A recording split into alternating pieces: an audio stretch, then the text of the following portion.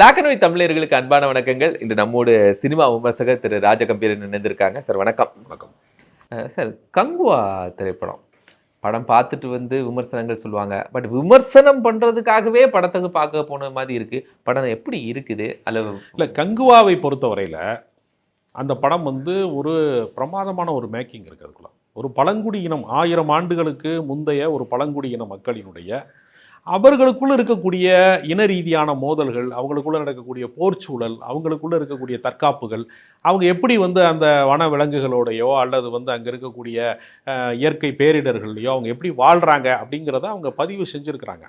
என்ன இதில் சிக்கலானதாக இருக்குது அப்படின்னா, ஒரு நோக்கம் இல்லாத திரைக்கதையாக இருக்கிறது.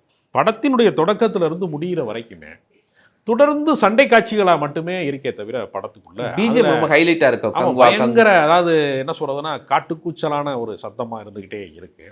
அப்போ என்னன்னா, ஒரு கதைக்குள்ள வயலன்ஸாக இருக்கக்கூடிய கதை ஆக்ஷன் படத்திற்கு வந்து என்னன்னா, ஒரு மென் உணர்வு சார்ந்த ஒரு பகுதிக்குள்ளே இருந்து தான் ஒரு ஆக்ஷன் திடீர்னு தோன்றும் போது ஒரு அதிர்ச்சி அளிக்கக்கூடியதாவோ ஒரு எதிர்பாராத தன்மைக்குரியதாவோ இருக்கும்.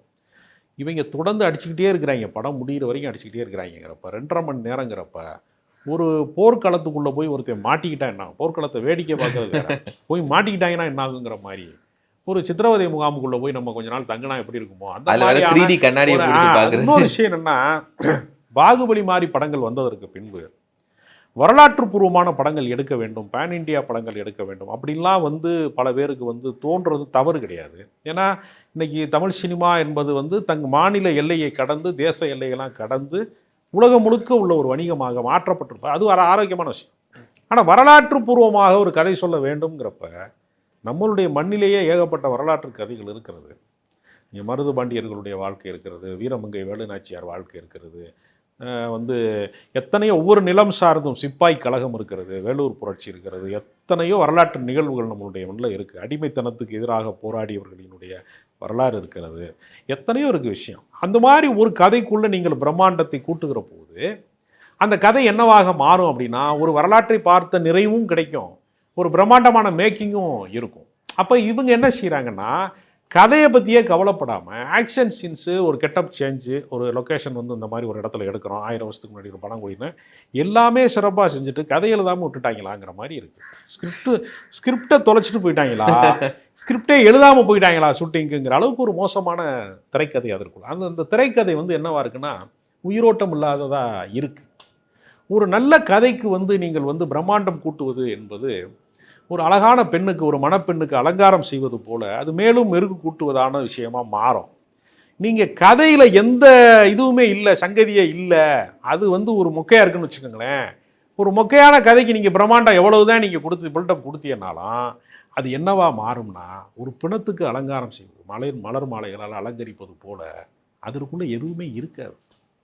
இதைத்தான் இவங்க என்ன செய்கிறாங்கன்னா, கதையினுடைய ஆன்மாவை தவற விட்டு பிரம்மாண்டம் என்கிற பேரில் ரசிகர்களையும் ஏமாற்றி தங்களை தாங்களே ஏமாற்றி கொண்டிருக்கிற ஒரு திரைப்படத்தை வைக்கிற போது ரசிகன் ஏமாற்றம் அடைகிறான். சார், நீங்கள் இப்போது சினிமாவில் அந்த படத்தில் இருக்கக்கூடியதை காட்சி ரீதியாக எங்கெங்கே தவறு இருக்குன்னு சொல்கிறீங்க. பட் இந்த படத்தை முற்றிலும் எதிர்க்க வேண்டும் அப்படின்னு அதுக்கு முன்னாடியே பிளான் போட்டு கங்குவா படத்துக்கு ஒரு ஒர்க் நடந்துருக்கு. இதை வந்து சொல்லி இல்லை படம் நல்லா தான் இருக்கு, இது வேண்டுமென்றே வேறு சிலர் இதை என்ன பண்ணுறாங்க, ஒரு பேட் நரேட்டிவ் கிரியேட் பண்ணுறாங்க.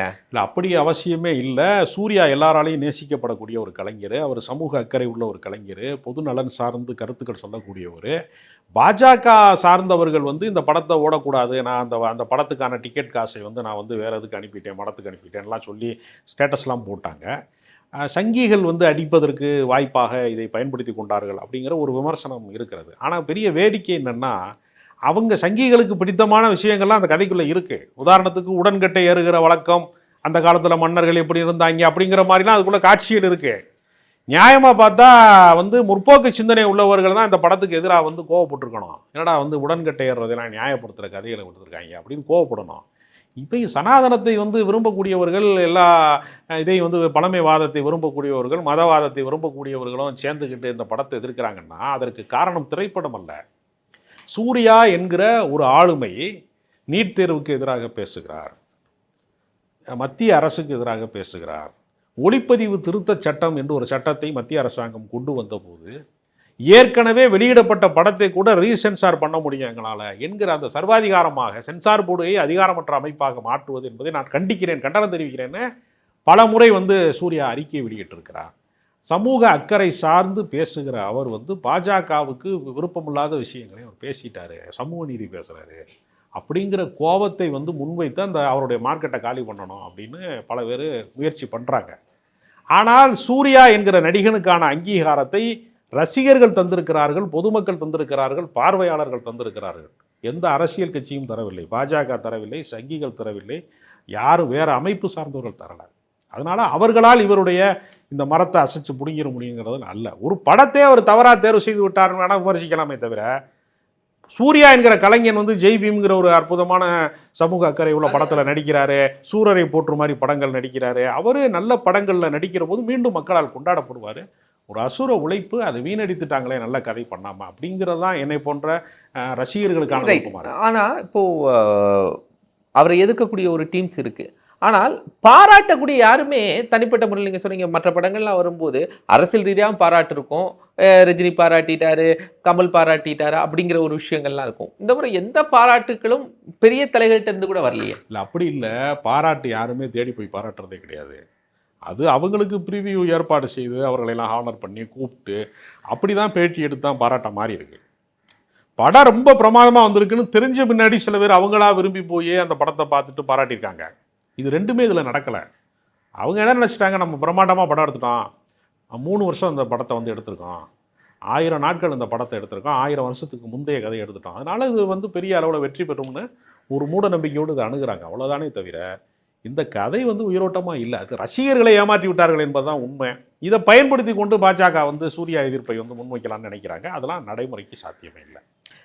தமிழ் ரசிகர்களை பெரிய லெவலில் வளர்ந்துட்டு டோட்டலாக மும்பையில் செட்டில் ஆகிட்டாரு, அதுவும் ஒரு இல்லை, அது ஒருவருடைய தனி மனித தேர்வு. அதெல்லாம் பேசுகிறாங்களே இந்த படத்தோடு, அதெல்லாம் பேசுவதற்கு அவசியம் இல்லை. ஜோதியாவுக்கு அது அவங்க ஊர். அவங்க சில பேர் மாமியா வீட்டில் போய் செட்டில் ஆகிறேன், சில பேர் விருப்பப்பட்டவன், அம்மாவை விட்டுட்டு போகிறான் சில பேர். அதுதான் உலகத்தில் திருமண பந்தத்தில் அவரவருக்கு விரும்பிய வாழ்க்கையை அவரவர் வாழ்கிறாங்க. அதில் 3வது நபர் விமர்சனத்துக்கு அவர் பாம்பேயில் குடியிருக்கணுமா சென்னையில் குடியிருக்கணுமான்னு யாருமே தீர்மானிக்க முடியாது. அவர் விருப்பம், அவர் வெளிநாட்டில் கூட குடியிருக்கலாம், அது அவருடைய விருப்பம். கிரீன் கார்டு வாங்கிட்டு கூட அவர் அமெரிக்காவில் இருக்கலாம், தேவைப்படும் போது படம் நடிச்சு கூட கொடுக்கலாம். இன்னைக்கு இருக்க நவீன ஏதாவது தமிழ் நடிகர்கள் இங்க இல்லாம தமிழ்ல ஒரு பெரிய ஹீரோட்டிக்கா இருந்தவங்க மற்ற மும்பை சீனாவிலேயோ பாகிஸ்தான்லயோ கிடையாது, இந்தியாவில் தான் இருக்கு. அதனால அது ஒரு பெரிய விஷயம் கிடையாது. முன்னுதாரணமா விமான போக்குவரத்துலாம் ஆரம்பிக்காத புஷ்ப விமான காலத்துல இருந்தா நம்ம இதெல்லாம் முறையிடலாம். அவர் நினைச்சா 1/2 மணி நேரத்தில் வந்துருவாரு, அது ஒரு விஷயம் கிடையாது. அவருக்கு அந்த வசதி இருக்கிறது, அவருக்கு அந்த வாழ்க்கையில விருப்பம் இருக்கிறது. அதனால அது அவருடைய தனி மனித தேர்வு. அதுக்கும் இங்க தமிழ் ரசிகர்கள் அந்த ஒரு விஷயத்தை எடுத்துக்கிறது அப்படி சினிமாவில் பேசுறது இல்ல. இல்ல அது சில பேர் பேசலாம், அதற்கெல்லாம் பதில் சொல்ல வேண்டிய. ஏன்னா இவர் மேல உள்ள இது ஓடிடியில் நான் என்ன பண்ணுவேன், திரையரங்குகள் அப்பவுமே ஒரு விமர்சனங்கள் வைக்க ஆரம்பிச்சுது. இந்த மாதிரி அவர் இங்கேருந்து மற்ற இடங்கள் போனால இங்கே இருக்கக்கூடிய தமிழ் சார்ந்த மக்கள் சில விமர்சனங்கள் வைத்தாங்க. இந்த விமர்சனங்கள் எல்லாம் அவர் மேலே தொடர்ச்சியாக மற்ற நடிகர்களை தாண்டி வைக்கப்பட்டது உண்மையா இல்லை எல்லாத்தையுமே நீங்கள் சொல்கிறது மாதிரி பாஜக சார்ந்தவர்களை மட்டுமே கட்டமைச்ச விஷயம் இல்லை? இல்லை, அதாவது எப்படின்னா ஒரு கலைஞனிடம் அவனிடம் என்ன படைப்பு இருக்கிறதோ அதை தான் நம்ம பாராட்டுகிறோம், ரசிக்கிறோம், எதிர்க்கிறோம் அல்லது நிராகரிக்கிறோம், அவ்வளோதான். தனிப்பட்ட முறையில் அவருக்கு இருக்கக்கூடிய கோட்பாடுகள், கொள்கைகள் அப்படிங்கிறது எல்லா மனிதனுக்கும் உள்ளது தானே. ஒருத்தர் ஓட்டு போடுறாரு, ஒருத்தர் ஓட்டு போட வரமாட்டேங்கிறார் ஒரு நடிகர் அப்படின்னா அவர்லாம் தனி மனித தேர்வு. ஒருத்தர் அரசியலுக்கு வரமாட்டேன்றார் கடைசி நேரத்தில், ரஜினிகாந்த் மாதிரி. சில பேர் நான் கட்சி தொடங்குறேங்கிறாரு, இதெல்லாம் தனிப்பட்ட தேர்வு. இந்த தேர்வுகளுக்குள்ள அவசியம் இல்லைங்கிறது என்னுடைய கருத்து. சூர்யா இன்னும் சிறந்த படங்களில் சிறந்த கதைகளில் நடிக்கணுங்கிறத நம்ம கோரிக்கையை தவிர சூர்யாவை வீழ்த்த வேண்டும் என்பதோ சூர்யா இதோட நாசமா போயிடணுங்கிறதோ நல்ல கருத்தாக இருக்க முடியாது. நன்றி சார். நேர்களை மற்றும் நிகழ்ச்சி சந்திக்கலாம். நன்றி.